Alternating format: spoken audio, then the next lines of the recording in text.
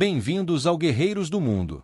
Hoje vamos explorar a extraordinária história de Mike Taylor, um boina verde que operou nas sombras de uma guerra desconhecida para a maioria do mundo. Inscreva-se agora para se juntar à nossa comunidade e apoiar este projeto. Não temos operações militares no Laos.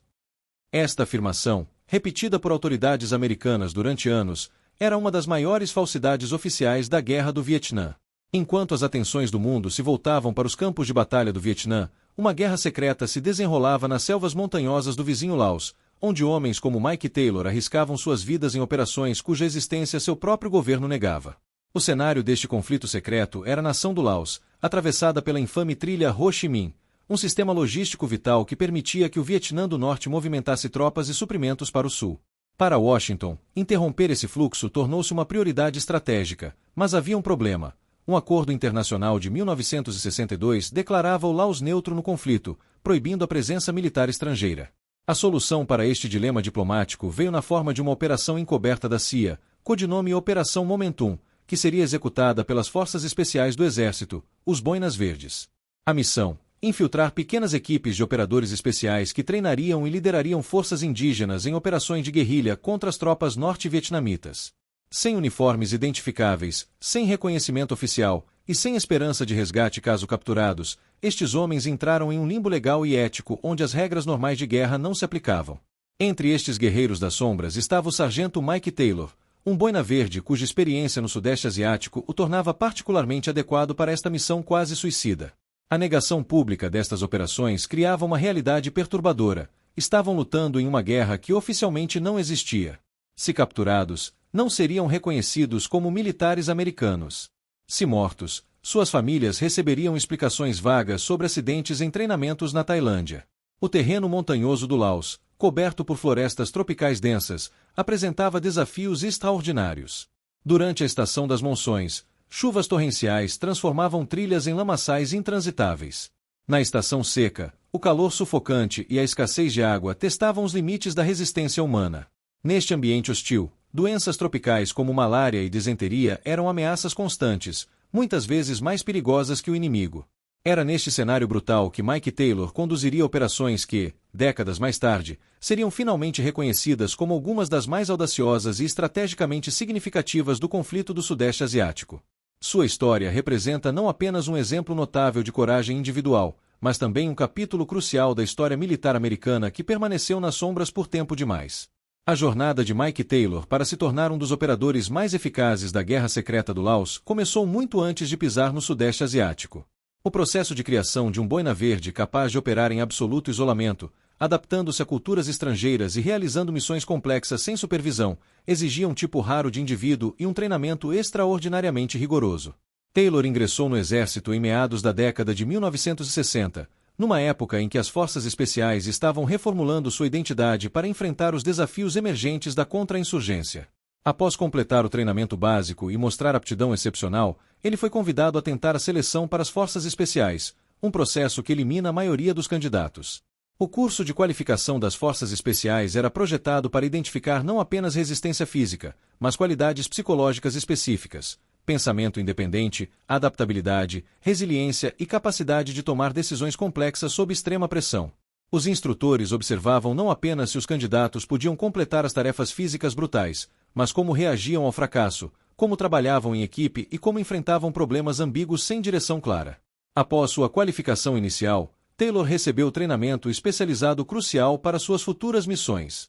Aprendeu técnicas avançadas de comunicação, medicina de campo e habilidades de sobrevivência que lhe permitiriam subsistir indefinidamente na selva com recursos mínimos. Mais distintivo foi seu treinamento linguístico e cultural. Taylor estudou os dialetos locais, costumes, tabus sociais e estruturas de poder das regiões montanhosas do Laos, conhecimentos tão importantes quanto suas habilidades de combate. Quando a CIA começou a recrutar boinas verdes para as operações no Laos, Taylor foi selecionado não apenas por suas capacidades técnicas, mas por traços de personalidade específicos: tolerância à ambiguidade moral, capacidade de operar sem supervisão por longos períodos e disposição para imergir completamente em culturas estrangeiras. Estes homens precisavam funcionar efetivamente em um espaço onde as regras convencionais da guerra não se aplicavam. Pouco antes de sua inserção no Laos, Taylor passou pela sanitização, Todos os itens que poderiam identificá-lo como militar americano foram removidos e substituídos por alternativas não rastreáveis. Seu uniforme deu lugar a roupas civis ou indígenas. Suas identificações militares foram substituídas por documentos falsos. Suas armas não tinham números de série. Estava oficialmente deixando o mundo reconhecido da guerra convencional e entrando no nebuloso domínio das operações clandestinas. A inserção de Mike Taylor no Laos ocorreu sob o manto da escuridão. Um pequeno avião sem marcações, operado por pilotos da Air America, a companhia aérea secreta da CIA, o transportou da Tailândia para uma pista rudimentar nas montanhas laosianas. Sem cerimônias ou instruções finais, ele foi deixado em território proibido com nada além de seu equipamento e o nome de um contato local. O contato inicial com as forças Mon foi um momento delicado. Os Mon, um grupo étnico distinto com sua própria língua e costumes, haviam sido recrutados pela CIA como os principais combatentes na guerra secreta. Liderados pelo lendário general Vang Pão, eles já tinham estabelecido uma reputação como guerreiros ferozes, mas sua confiança não era facilmente conquistada. Taylor sabia que sua eficácia dependia de estabelecer um relacionamento genuíno com estes homens. Nos primeiros dias, Taylor passou mais tempo observando e aprendendo do que ensinando. Participou de cerimônias tradicionais, comeu a culinária local e demonstrou respeito pelos costumes Mon. Este investimento cultural renderia dividendos importantes. Aos poucos, foi aceito não como um supervisor estrangeiro, mas como um guerreiro aliado que merecia um lugar em suas fileiras. O acampamento base de Taylor estava localizado nas montanhas remotas do nordeste do Laos, região conhecida como Planalto de Chieng Kouan. A base consistia em estruturas rudimentares camufladas sob o dossel da floresta, praticamente invisíveis do ar. Deste local, ele coordenaria operações contra instalações norte-vietnamitas ao longo da trilha Ho Chi Minh. Uma dimensão crucial do trabalho de Taylor era a relação com o líder Mon local, um comandante respeitado chamado Sherpão, nome alterado para proteção histórica. A diferença de idade, língua e cultura entre os dois homens era vasta, mas desenvolveram uma comunicação eficaz baseada em respeito mútuo. Taylor aprendeu a balancear suas sugestões técnicas com deferência à experiência local de Sherpão, criando uma verdadeira parceria. O treinamento formal incluía táticas de pequenas unidades, comunicações, primeiros socorros e uso de armas especializadas. Mais importante era o desenvolvimento de um estilo de operações que mesclava agilidade e conhecimento do terreno dos Mon com as técnicas e equipamentos modernos trazidos por Taylor. Este híbrido tático provou-se extraordinariamente eficaz contra forças norte-vietnamitas numericamente superiores. A vida no campo apresentava desafios constantes. As condições sanitárias eram precárias, e doenças tropicais comuns. O suprimento era irregular, dependendo de lançamentos aéreos perigosos que não podiam ser muito frequentes para evitar detecção. As comunicações com o comando na Tailândia eram limitadas a breves transmissões de rádio em horários pré-determinados, usando códigos complexos para evitar interceptação.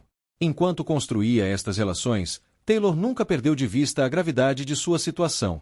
Se capturado, enfrentaria tortura e execução como espião, sem o abrigo das convenções de Genebra. Carregava sempre consigo uma pequena pílula de cianeto, uma opção final caso a captura fosse inevitável. Este lembrete constante de sua vulnerabilidade criava uma clareza existencial que moldava cada decisão e interação.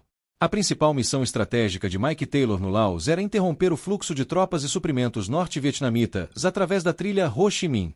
Este sistema logístico não era uma única estrada, mas uma rede complexa de caminhos, trilhas e rotas fluviais que serpenteavam através das montanhas e vales. Em sua extensão total, a trilha abrangia mais de 16 mil quilômetros de vias que conectavam o Vietnã do norte ao sul, atravessando o território laosiano e cambojano. Para cumprir esta missão, Taylor precisava empregar uma abordagem multifacetada.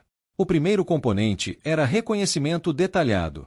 Equipes mistas de boinas verdes e guerrilheiros Mon conduziam patrulhas de longo alcance para identificar rotas de suprimento, campos de descanso, depósitos de munição e postos de comando norte-vietnamitas.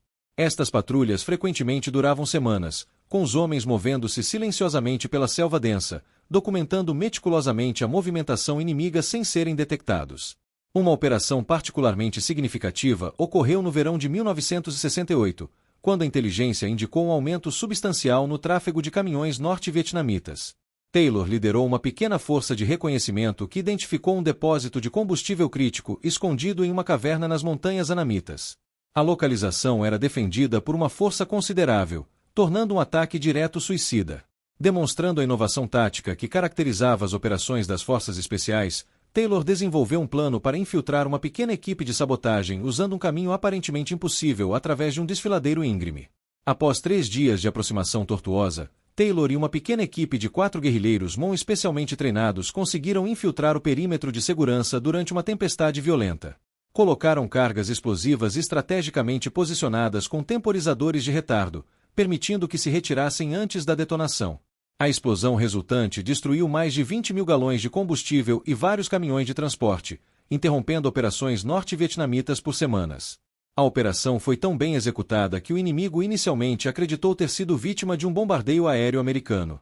Outro componente essencial da campanha eram as emboscadas contra comboios. Uma emboscada típica começava com dias de observação para identificar padrões de movimento inimigo. Taylor e suas forças então selecionavam cuidadosamente locais onde a geografia natural canalizava os comboios para zonas de morte predeterminadas, geralmente em passes montanhosos estreitos ou curvas fechadas onde veículos precisavam reduzir a velocidade. Em uma operação notável em outubro de 1969, Taylor orquestrou uma emboscada contra um comboio transportando oficiais superiores norte-vietnamitas. A inteligência sobre este movimento veio de uma rede de informantes nas vilas locais, um recurso desenvolvido pacientemente através de meses de trabalho diplomático com líderes comunitários. A operação exigiu que Taylor e sua equipe permanecessem imóveis por quase 30 horas em posições de observação, suportando condições climáticas adversas e o risco constante de detecção. Quando o comboio finalmente apareceu, a emboscada foi executada com precisão devastadora. Cargas explosivas remotamente controladas desabilitaram o primeiro e último veículos, prendendo-os demais na zona de morte. O fogo concentrado eliminou a escolta antes que pudesse organizar uma resposta eficaz. Dentro de minutos, o comboio foi neutralizado, com documentos valiosos capturados que revelaram planos para uma ofensiva iminente.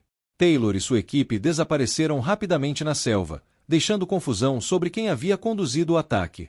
Uma dimensão menos conhecida da campanha era a guerra psicológica. Taylor compreendia que o efeito psicológico de suas operações poderia exceder o impacto material. Suas forças desenvolveram táticas para maximizar a sensação de vulnerabilidade entre as tropas norte-vietnamitas, criando a impressão de que estavam sendo observadas constantemente. Propagavam rumores sobre fantasmas da montanha que assassinavam sentinelas silenciosamente durante a noite. Estas técnicas simples minavam severamente o moral das tropas inimigas, que operavam cada vez mais tensas e paranoicas. Em março de 1970, Mike Taylor enfrentou o que seria potencialmente sua missão mais perigosa. A inteligência havia identificado um importante centro de comando norte-vietnamita localizado em território anteriormente considerado impenetrável devido à densidade da vegetação e à concentração de forças inimigas. O complexo coordenava movimentos de tropas e materiais através de um setor crucial da trilha Ho Chi Minh, e neutralizá-lo representaria um grande golpe estratégico. O desafio era monumental. A aproximação exigiria uma jornada de 10 dias através de território fortemente patrulhado, incluindo a travessia de um rio vigiado e a escalada de terreno montanhoso extremamente íngreme. Uma força convencional seria inevitavelmente detectada.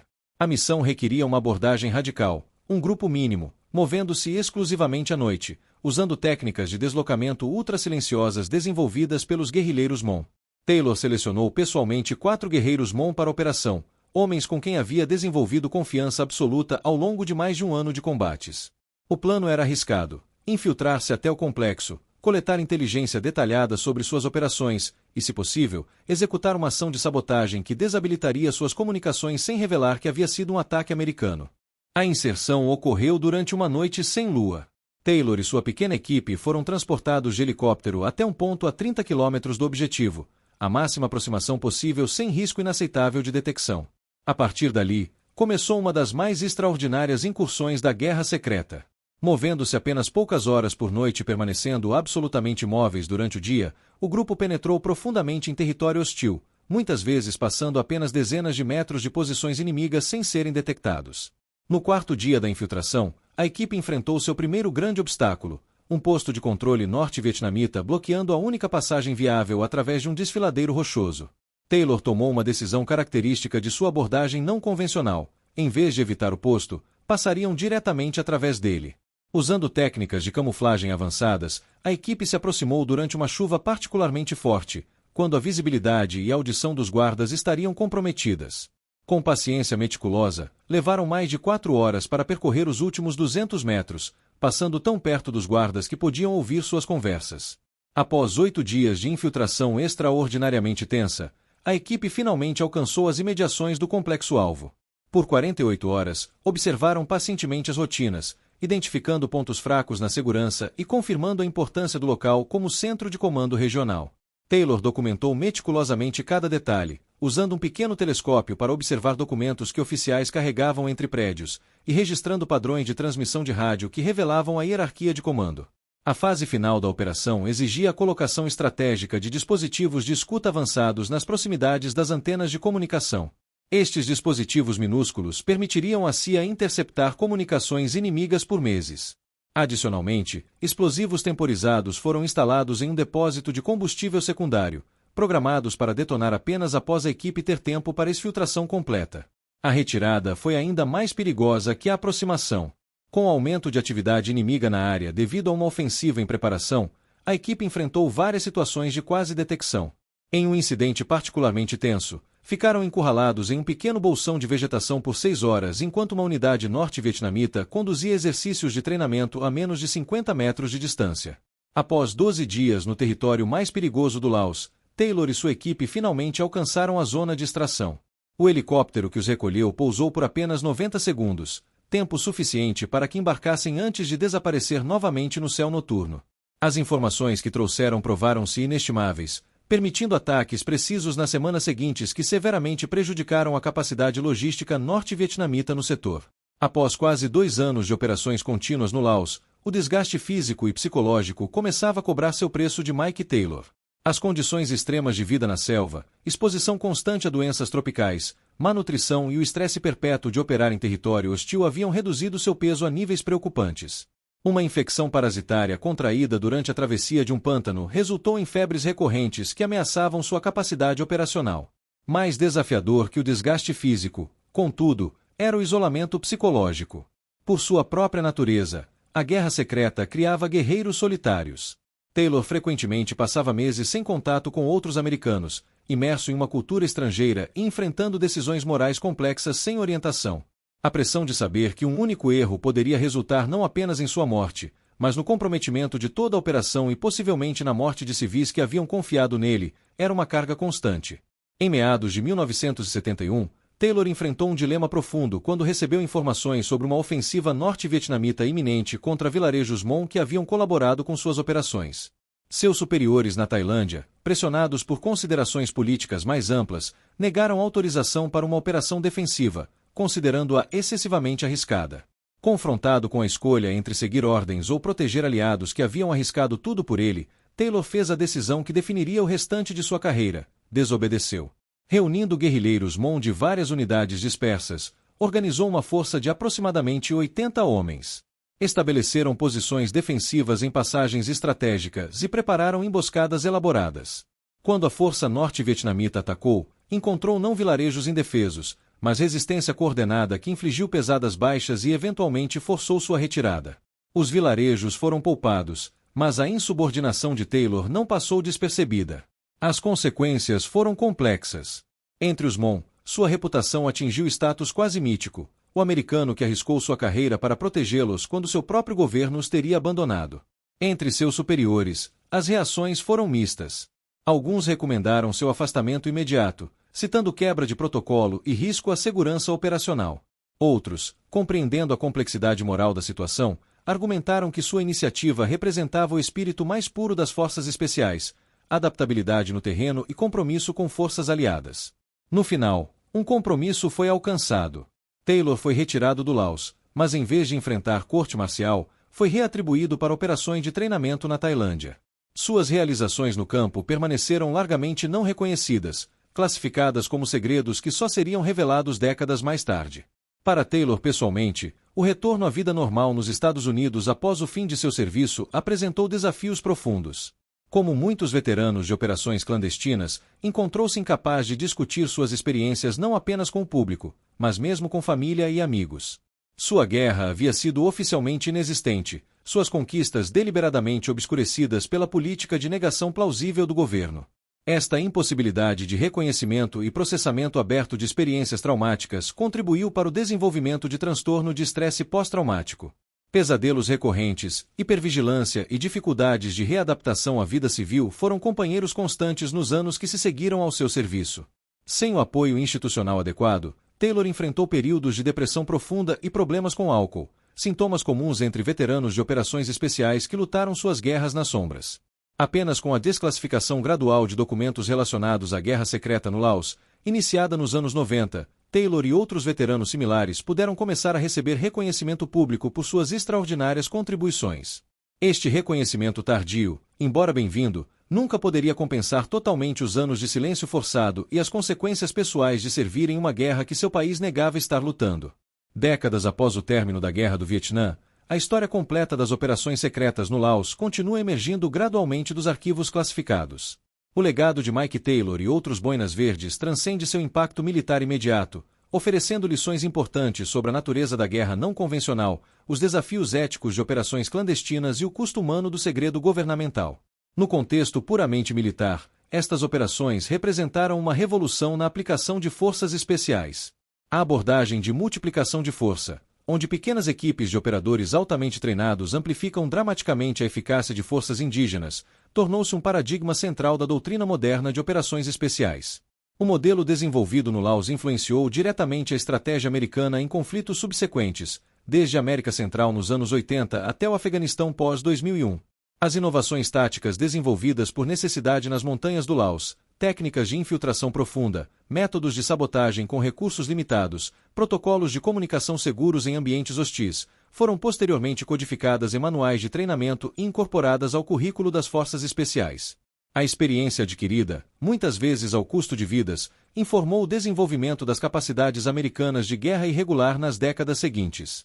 Mais significativo talvez tenha sido o impacto na evolução cultural e ética das próprias forças especiais. A experiência de Taylor exemplifica uma tensão fundamental que continua a definir operações especiais, o desafio de equilibrar disciplina militar tradicional com a necessidade de autonomia e iniciativa no campo. Os boinas verdes que operaram no Laos frequentemente tinham que tomar decisões com implicações estratégicas sem orientação direta da cadeia de comando, exigindo um tipo de responsabilidade individual raramente encontrada em estruturas militares convencionais. A Guerra Secreta do Laos também levantou questões éticas profundas sobre quando e como nações democráticas conduzem operações clandestinas. A política de negação oficial, embora talvez necessária no contexto geopolítico da época, criou dilemas morais duradouros. Os operadores no terreno frequentemente encontravam-se presos entre promessas feitas a aliados locais e as realidades políticas que muitas vezes levaram ao abandono desses mesmos aliados quando não mais úteis aos interesses americanos. Para o povo Mon, o legado é complexo e muitas vezes trágico. Após a guerra, aqueles que haviam lutado ao lado de americanos enfrentaram severa perseguição. Dezenas de milhares fugiram para campos de refugiados na Tailândia. Eventualmente, alguns conseguiram reassentamento nos Estados Unidos, criando comunidades em estados como Califórnia, Minnesota e Wisconsin.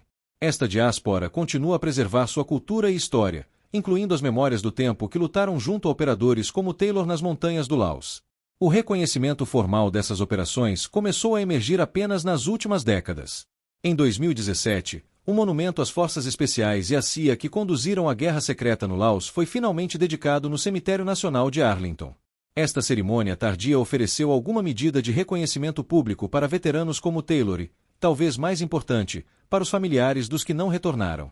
As lições operacionais da campanha no Laos continuam influenciando o pensamento militar contemporâneo. A recente ênfase em operações com e através de forças locais no combate ao terrorismo global ecoa diretamente as abordagens desenvolvidas por Taylor e outros boinas verdes durante a Guerra Secreta. A valorização de competência cultural, habilidades linguísticas e adaptabilidade tática na formação de operadores modernos deve muito às experiências e lições aprendidas nas montanhas do Laos. A história de Mike Taylor nos lembra que por trás das grandes narrativas geopolíticas e debates ideológicos que definem nossa compreensão de conflitos históricos, existem indivíduos extraordinários cujas ações, frequentemente não reconhecidas, moldam eventos de maneiras profundas e duradouras.